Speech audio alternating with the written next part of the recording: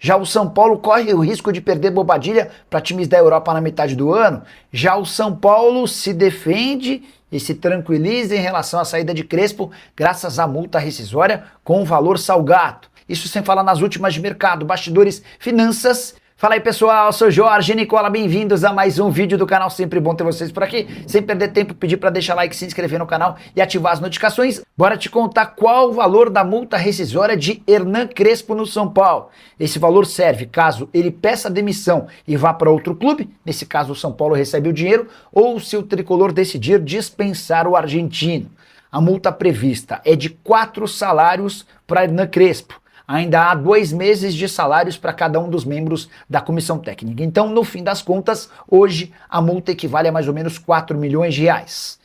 Por que eu estou falando dessa multa do Hernan Crespo? Recentemente, a imprensa argentina chegou a especular o Crespo como alvo do River Plate. Não deve acontecer, não houve conversa, não houve avanço nas negociações e o Kudê tem tudo para ser anunciado muito em breve como novo comandante do River Plate. Mas fica de informação para você. Se o São Paulo quiser demitir o Crespo, precisará desembolsar 4 milhões de reais. Se algum clube quiser contratar o Crespo com a anuência do técnico, é o São Paulo quem recebe essa grana. Contrato do Crespo com o tricolor se encerra em 31 de dezembro desse ano.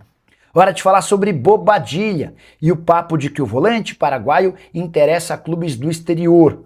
Nos últimos dias surgiu a notícia de que o Brighton da Inglaterra, o Betis da Espanha e o Como da Itália entraram em contato. Se houve esse contato, não foi com o São Paulo, talvez com os representantes do jogador, porque na manhã dessa quarta-feira conversei com o dirigente tricolor do departamento de futebol e ele assegurou que não existe qualquer sondagem ou proposta pelo Bobadilla. 24 anos de idade, titular absoluto na atual temporada, 11 jogos, 2 gols e 1 assistência, um dos gols marcados na vitória contra o Bragantino, que valeu ao São Paulo a classificação para a semifinal do estadual. O jogador foi comprado em 2024 do Cerro Porteño por 10 milhões de reais, que garantiram ao São Paulo 60% do valor de uma venda futura. Esse é um ponto importante. Ainda que exista uma proposta oficial e o São Paulo venda, o tricolor vai ficar com apenas pouco mais da metade da grana. Importante registrar também que o Bobadilla é atleta da seleção paraguaia e disputará a Copa do Mundo, o que pode permitir ao São Paulo uma valorização desse atleta caso seja titular e tenha boa participação nos Estados Unidos, no Canadá e no México. O contrato dele se encerra em dezembro de 2027. Boa noite, Nicola. Fala do tricolor paulista. Não esperaria por reforços, tá? São Paulo com muita dificuldade financeira, com muita conta para pagar. A expectativa é de que esse time tá ficando redondo, especialmente depois das chegadas do Danielzinho e do Lucas Ramon. O retorno do André Silva, que vai ficar à disposição para a partida contra o Palmeiras no final de semana, é um retorno comemorado. Existe a expectativa de que o Rian Francisco também possa jogar há mais ou menos 2 ou 3 semanas, tá bom? São Paulo completará um mês um mês e meio sem lesões. É verdade que o Bobadilla e o Ferreirinha foram poupados contra a Ponte, e Danielzinho e Luca amanhã. Leonardo Limeira toca num ponto super importante, até porque o São Paulo tem sido o zero e vezeiro, tem sido o recordista, o campeão de lesões ano após ano. Faz pelo menos umas 3 temporadas em que o São Paulo tem todos os problemas do mundo quando o assunto é contusão.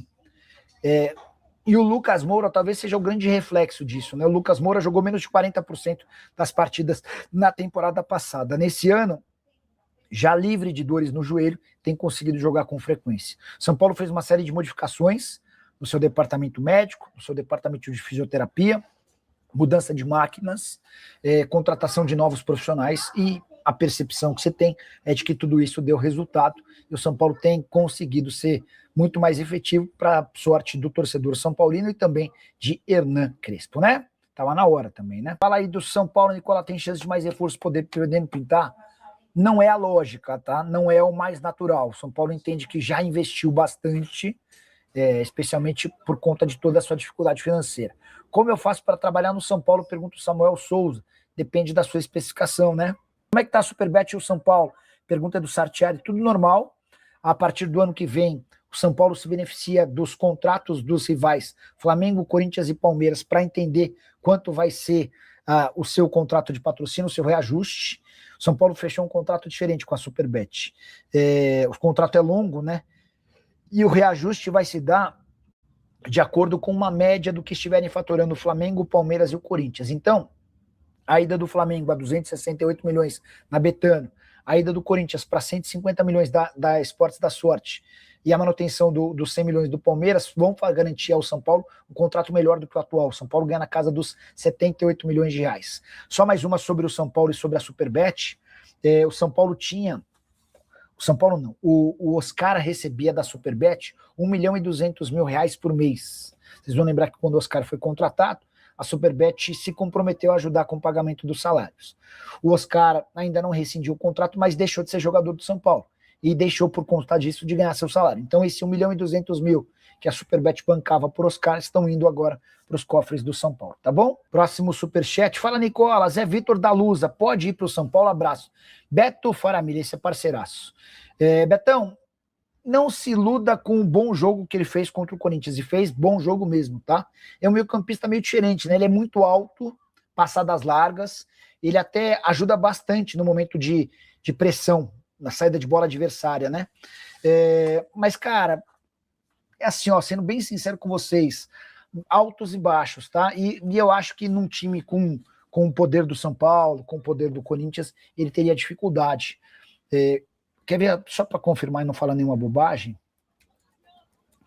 e eu acho que ele passou pelo Atlético Paranaense, antes de fechar com a Lusa. Esse jogador é do Maringá, tá? Quer ver, só para confirmar? Ó, isso mesmo, ele passou pelo Atlético Paranaense. Ele surge no Goiás, depois vai para Portugal, vem para o Vila Nova, passa pelo ABD, que eu nunca tinha ouvido falar, Grêmio São Carlense, quarta divisão do futebol paulista, em 22, tá? Depois vai para o Operário Ferroviário, Grêmio São Carlense, Maringá. Passa pelo Atlético Paranaense em 24, só joga 9 vezes. No Mirassol, 2 partidas. No Maringá, que ele conseguiu jogar mais, 21 jogos, 4 gols e 1 assistência, até que se muda para a Portuguesa por empréstimo. Não é jogador da Lusa, tá?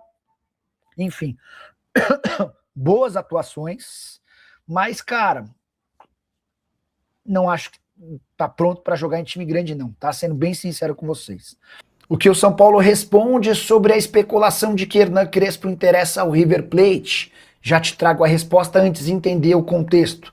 Marcelo Galhardo pediu demissão no River Plate nessa segunda-feira, técnico histórico do Milionários, primeira passagem absolutamente vencedora, nessa segunda, poucos títulos e muitas frustrações. O Galhardo anunciou sua saída, a partir daí, jornais argentinos, entre eles o Olé, afirmam que Hernan Crespo e Santiago Solari são os alvos do time argentino. O Crespo tem história no River Plate, foi revelado no clube, se tornou atacante titular absoluto e vendido em 1996 para o Parma. Já Santiago Solari é diretor de futebol do Real Madrid. Existem outros nomes sendo especulados por lá.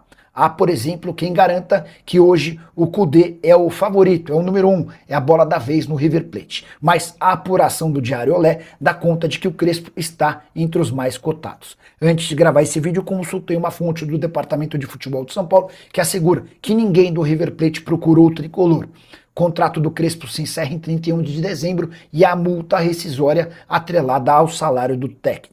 Até por isso, o São Paulo não demonstra preocupação e precisa aguardar cenas dos próximos capítulos. O fato de o Crespo estar super adaptado ao São Paulo, com a namorada presente e uma vida absolutamente estabelecida em São Paulo, garantem ao tricolor tranquilidade. Se houver qualquer mudança, a gente volta para contar para vocês. Beleza?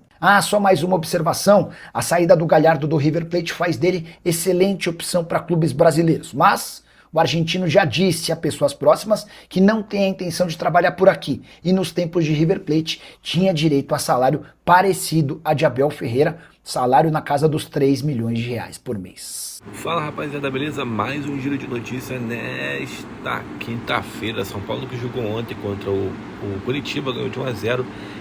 O São Paulo segue firme e forte, né? Fazendo um ótimo campeonato brasileiro, um ótimo início de campeonato brasileiro, né? Sendo um dos líderes da competição. Muito bacana ver esse desenvolvimento do tricolor paulista. Enfim, muito bom mesmo. Várias notícias importantes para vocês acompanhar. Então peço humildemente para você dar um like nesse vídeo, se inscrever no canal e ativar o sininho das notificações. Não esqueça de comentar o que você achar desse vídeo. Valeu, a gente encerra essa edição. Um grande abraço para você e até o próximo vídeo. Fui!